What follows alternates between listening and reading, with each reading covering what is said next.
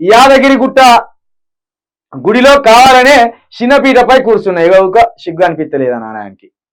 చిన్నపీట నేనే తెచ్చుకొచ్చుకొని కూర్చున్నా అంటాడు మన బట్టి విక్రమార్క గారు. ఇంత పెద్దోళ్ళు మిమ్మల్ని మేము సంస్కరించుకోవాలి, మీ అందరినీ మేము గౌరవించాలి, సంస్కారంతో మాట్లాడాలి. కానీ మీరు చేసే పనుల వల్ల మా కోపం మొత్తం చిరాకు వస్తాను. మరి యాదగిరి గుడిలో నాట కావాలని చిన్నపీటపై కూర్చున్నారట. మరి రేవంత్ రెడ్డి కావాలని పెద్ద పీట మీద కూర్చున్నారు. చిన్నపీట మీద కూర్చుంటే గౌరవం దక్కుతుందా, పెద్ద పీట మీద కూర్చుంటే గౌరవం దక్కుతుందా? డిప్యూటీ సీఎం బట్టి విక్రమార్క వెల్లడి. ప్రభుత్వంలో శాసించే స్థాయిలో ఉన్నా నువ్వా? శాసించే స్థాయిలో ఉంటే ఇద్దరిని, అటున్న మంత్రిని ఇటున్న మంత్రిని, ఆ కాలుతోటి వాడిని ఈ కాలుతోటి వీని దాన్ని రేవంత్ రెడ్డి పక్కన కూర్చుంటావు. నువ్వు శాసించే స్థాయిలో లేవు. ఏంటిది? యాచించే స్థాయిలోనే ఉన్నావు. ఇంకా శాసించే స్థాయికి పోయినావు కూడా దాన్ని నిలుపుకుంటలేవు. శాసించే స్థాయి కాదు నీది, ఆచించే స్థాయిలోనే ఉన్నావు. ఆచన బిచ్చ కాడనే ఉన్నావు. ఆత్మగౌరవం చంపుకునే వ్యక్తిని కాదు, చంపుకున్నావు, ఆల్రెడీ అయిపోయిందిగా. మళ్ళీ ఈ మాటలు మాట్లాడకు, డాంబికమైన మాటలు, మేకపోతు గాంభీర్యం మాటలు మాట్లాడకు.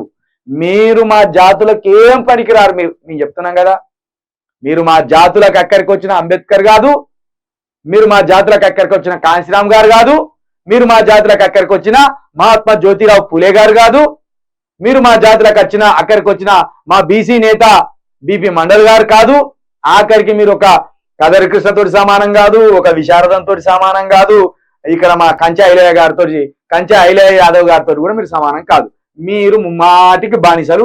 మీ బానిసత్వాన్ని ఇంకా మంచిగా రుజువు చేసుకుంటారు. కాంగ్రెస్ లో ఉంటే ఉంటుంది, కనీసం మీరు కాంగ్రెస్ మన పార్టీ రాకపోయినా ఉంటే ఉంటుంది. అక్కడ ఉన్నప్పుడు ఏం చేయాలి? గౌరవంగానన్నా మాకు గౌరవం తెచ్చి, ఇప్పుడు బట్టి విక్రమార్క గారు ఎవరురా అంటే మా మాల వ్యక్తి అని మేము చెప్పుకుంటే మేము సిగ్గుతో తలదించుకునే రాడికి తెత్తిరి. మీరు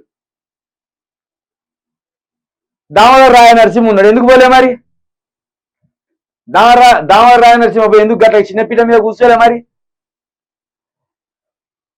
ఆలోచించుకోండి. మేము ఎంత వేదన ఉంటే, ఎంత బాధ అనిపిస్తే, మీరు మా తండ్రుల స్థానంలో ఉన్నవారు, మిమ్మల్ని చూసి మీరు నేర్చుకోవాలి. ఇంకా మా బట్టి విక్రమార్క ఉప ముఖ్యమంత్రికి ఎదిగిందంటే రేపు మేము కూడా ముఖ్యమంత్రి స్థాయికి ఎదగాలి అనే పౌరుషం కావచ్చు, అనే విజన్ కావచ్చు, అనే ఒక స్ఫూర్తి కావచ్చు రావాలి.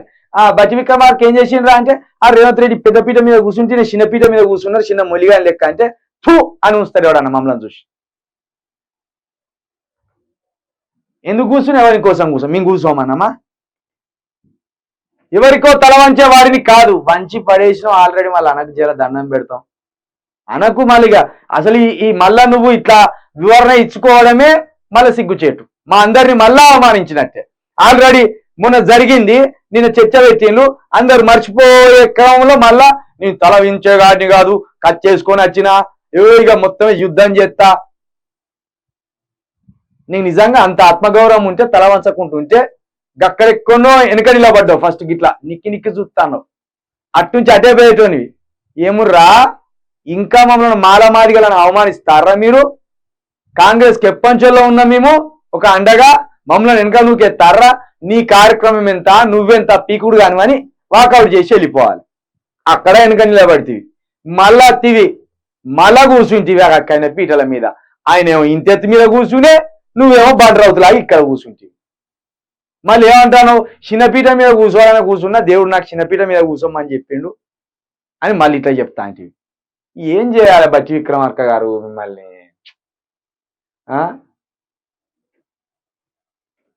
నచ్చలే నిజానికి బట్టి విక్రమార్క గారి తెలివి గొప్పదే, రాజకీయంగా ఆయన మాట్లాడే భాష సూపరు, కానీ నిన్న ఆయన ప్రవర్తించిన తీరే చాలా హీనంగా ఉన్నది. ఆయన ఎవరు అవమానించలే, ఆయన కూర్చున్నాడు, కాలు బట్టి కూసో అని కూసోబెట్టలే, లేకపోతే చింతబరిగలు పట్టుకో కూర్చుంటావా అని బెదిరియాలి. ఆయన కూర్చున్నాడు కదా, చిన్నపిల్లగాడు ఆయన. ఇలా రేవంత్ రెడ్డి అనవచ్చు, గక్కనే పీఠ మీద కూర్చో బట్టి విక్రమార్క గారు అంటే, నేనెందుకు కూర్చుంటా, నువ్వు కూర్చో అనాలి. అదే అనకుండా చిన్నపీఠ మీద కూర్చోమన్నాడు నన్ను, నా లక్ష్మీ నరసింహస్వామి ఆయనకేమో పెద్ద పీట వేసిండు అని చెప్తాను.